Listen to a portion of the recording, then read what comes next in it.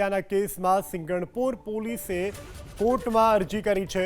પોલીસે સગીરને પુખ્ત ગણાવી અને કેસ લડવામાં આવે તેવી માગણી કરવામાં આવી છે।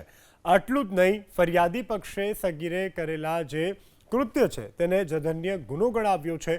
ફરિયાદી પક્ષની માગ બાદ બચાવ પક્ષે પણ દલીલો કરી હતી। આજે સગીર તરફે બચાવ પક્ષ તરફથી ફરી દલીલો કરવામાં આવશે।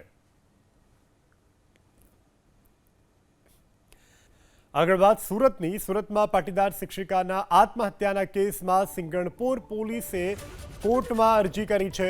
પોલીસે સગીરને પુખ્ત ગણાવી અને કેસ લડવામાં આવે તેવી માગણી કરવામાં આવી છે। આટલું જ નહીં, ફરિયાદી પક્ષે સગીરે કરેલા જે કૃત્ય છે તેને જઘન્ય ગુનો ગણાવ્યો છે। ફરિયાદી પક્ષની માગ બાદ બચાવ પક્ષે પણ દલીલો કરી હતી।